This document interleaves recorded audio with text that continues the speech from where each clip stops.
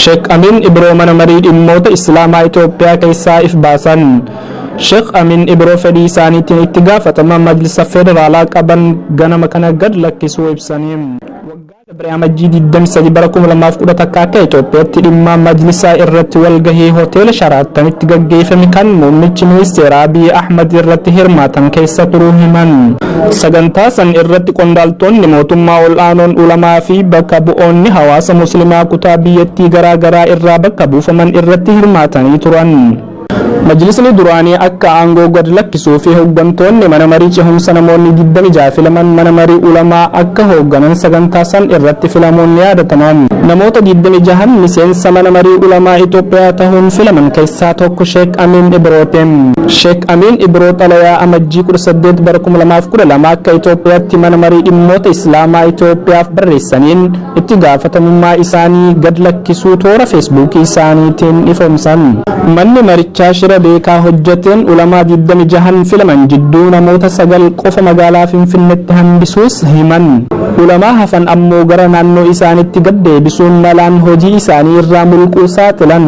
Haala saniin hawaasa muslimaa bakka isaan buufateef hojjechuun hin danda'amne. Dhiibbaa isaan irratti godhameenis walgahii Majlisa Federaalaa hanga ammatti gaggeessee fi murtii dabarsaa ture irratti kan argamanii hin beekne tahuu kaasan. Murtiilee majlisaa irratti kennamaa jiran beekamtii isaaniitiin ala taatus maqaan isaanii irratti dhahamaa jiraachuu komatan. Majlisni Federaalaa waan uummata abdachiise tokkollee osoo hin dhugoomsin homaa osoo hin hojjetin yeroo isaaf kennamte fixee heera malee aangoo irra jiraachuu ibsan. Ammoo beekamtii isaaniitiin alatti namoota muraasaan taasifamaa jiraachuu himan. Namoota tokkummaa hin barbaannee fi aangoo irra turuu hawwii qaban mataa irra kaayyachaa tokkummaa Majlisni Federaalaa labsaa jiru kun ilkee haancoon dhaabbate fakkaata. Tokkummaan labsamaa jirtu tan dhugaa akka hin tahin namoonni achitti hafan garaan isaanii nagayaa akka hin tahin keessattuu gama mataa kanarra rakkoon akka jirtu torbaanin achirraa deeme bareecheen hubadhe jaan Sheek Amin Ibroo.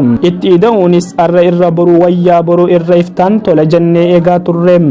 Garuu homaa waan siqu hin agarreem. Guyyoota hanga kana mara cal'isee haala hamaa deemaa jiru isiniif ibsuu dhabuu kiyyaaf dhiifaman isin gaafadha jechuun ummatatti dhaammatan. Itti gaafatama kana gad dhiisuun muslimootaaf hojjechuu dhabuu jechuu mitiin. Wannoon majlisni akka sirraa'uu fi tajaajila ummataatiif kan qabsaa'an tahuu dubbatan. Afaan qofaan lallaban osoo hin taane tokkummaa lafa qabatte fiduu irratti hojjedhaa. Wal shakkii fi kaayyoo ummataa lafatti dhiistanii tan garee takka qofa lalisuu irraa if qusadhaa ergaa jettu warra majlisaatiif dhaaman. Manni marii dhimmoota Islaamaa cehumsaa hundeeffame kun ji'a 5 keessatti caasaa majlisaa bifa haaraan jaaree filannoo gaggeessuun qaama ummanni filateef aangoo akka gad lakkisuuf walii galamee ture.